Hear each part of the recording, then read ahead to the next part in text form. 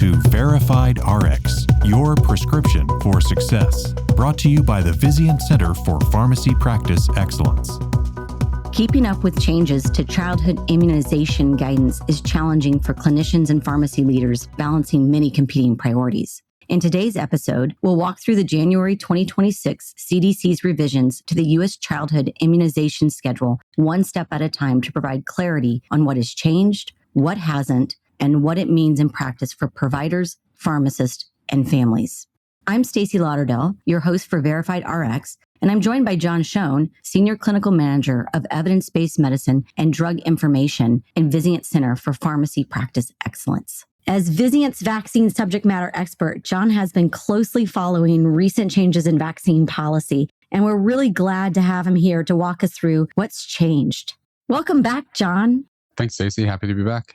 Let's dive right in. On January 5th of this year, the acting director of the Centers for Disease Control and Prevention, the CDC, signed a decision memorandum to revise the U.S. Childhood Immunization Schedule. What changed? The new immunization schedule is organized into 3 categories. These categories, for the most part, were already categories and buckets for vaccines that were already recommended, but it shifted some of the vaccines around to different categories. This modifies the classification of several vaccines with what was previously recommended, resulting in a reduction in the number of diseases covered from 17 to 11 for the vaccines designated as routinely recommended for all children now. We are going to get into those changes, but before we do, what was the stated rationale for making these changes?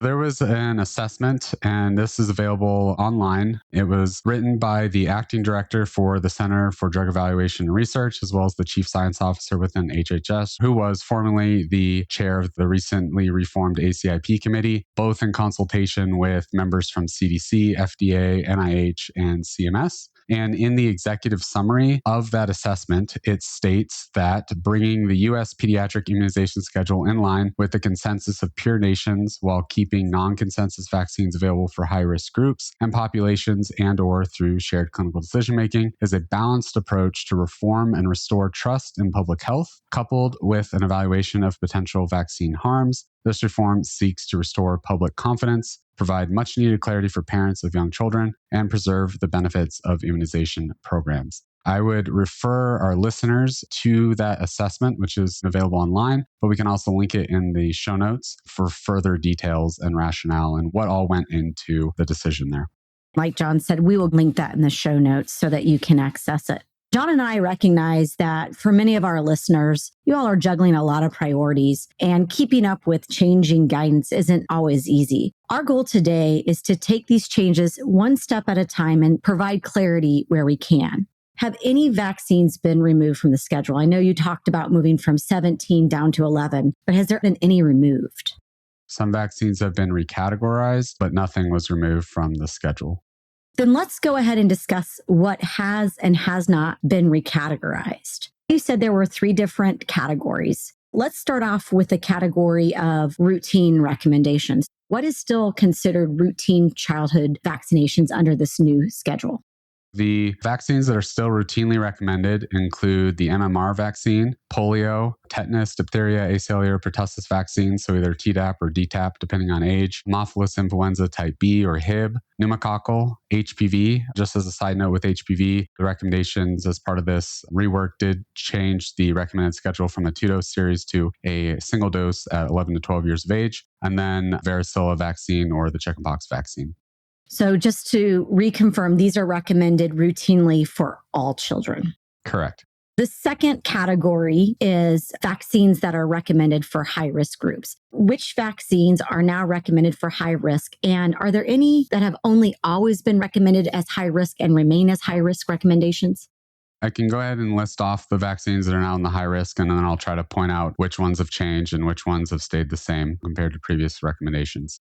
The vaccines that are in the high-risk group or for children who meet certain high-risk criteria include the RSV monoclonal antibodies, hepatitis B and hepatitis A vaccines, the quadrivalent meningococcal vaccine, the group B meningococcal vaccine, and the dengue vaccine. The vaccines that were previously routine that are now in this high risk group include hepatitis A and B and the quadrivalent meningococcal vaccine. RSV monoclonal antibodies, while technically in this high risk group, are ultimately unchanged from what previous recommendations are, even though they show up in this high risk group. And the reason for that is that if you look at the footnote as to what qualifies high risk in this population, it's for those infants whose mothers did not receive the RSV maternal vaccine. Basically, current recommendations still apply here in that the recommendation is to either have a maternal RSV vaccine or the receipt of an RSV monoclonal antibody in the majority of cases. Technically, it's on the high risk, but effectively not too much expected to change in that regard. As far as the other two vaccines that I haven't mentioned yet within this list, the dengue vaccine is still a risk-based vaccine. It was previously a risk-based vaccine.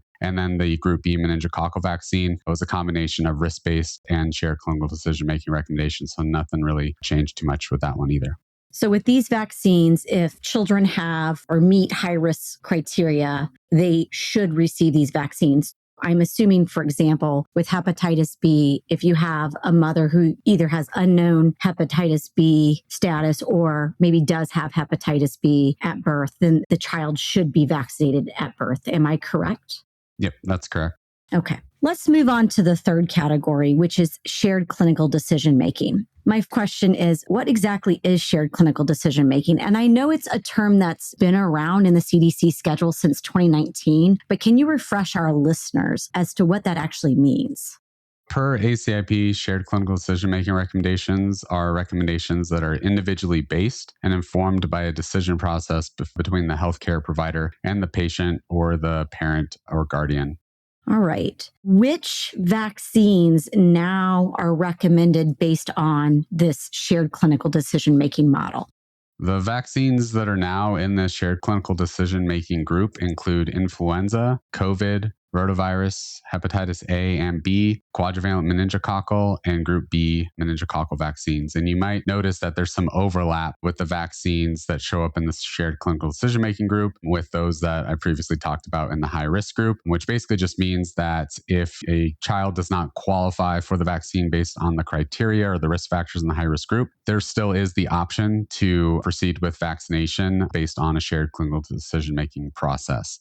Those vaccines that overlap include the Hep A, Hep B, and the meningococcal vaccines. The vaccines that are new for shared clinical decision-making based on previous recommendations include flu, rotavirus, and then the Hep A, Hep B, and the quadrivalent meningococcal vaccines, which were all previously routinely recommended. COVID vaccine was at one point universally recommended for those greater than or equal to 6 months of age, but last year in September, ACIP revised that recommendation to be a shared clinical decision-making recommendation for everyone greater than or equal to 6 months. And then meningococcal B was previously had a component that was a shared clinical decision-making recommendation. So not really much changed with that one again. So as a parent in consultation with a physician, if I felt strongly and the physician felt strongly, then we could absolutely vaccinate under shared clinical decision-making. Correct. All right. So we've covered a little bit about the changes and how they may impact clinical decision-making. Another important thing to discuss is coverage. How do these impact insurance coverage? I don't think much is expected to change for insurance coverage. It's been stated that the immunizations that were recommended by the CDC as of the end of last year, December 31st, 2025, will remain covered without cost sharing under insurance plans governed by the Affordable Care Act, as well as under federal coverage programs such as Medicaid, Children's Health Insurance Program, and the Vaccines for Children program. All right. Another question that comes up is there any changes in where we can receive vaccines? Pharmacies have become a very important access point for childhood vaccines like flu and COVID-19. And you just told me that these vaccines are moving into shared clinical decision-making. What does that mean for pharmacists and for families that rely on pharmacies?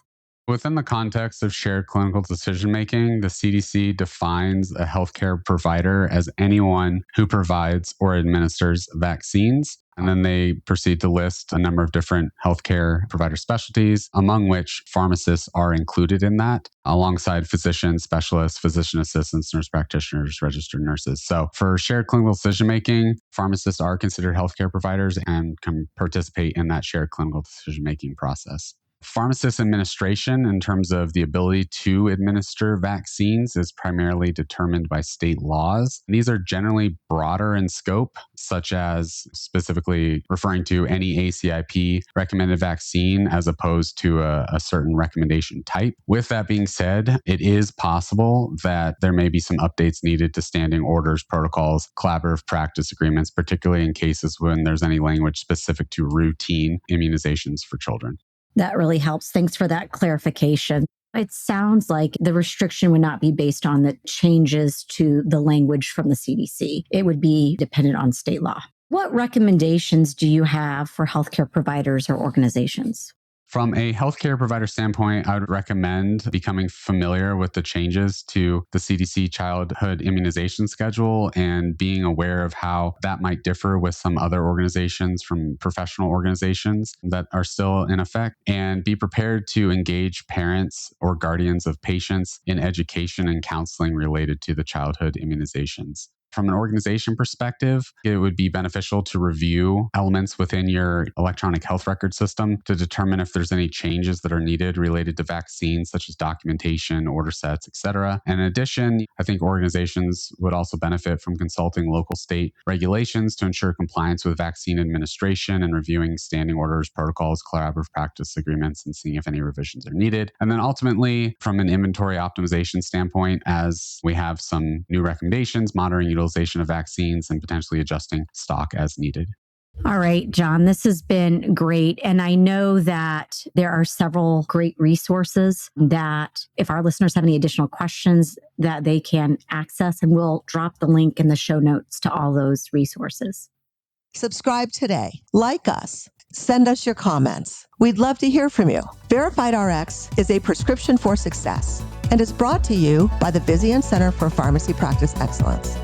Thanks for listening.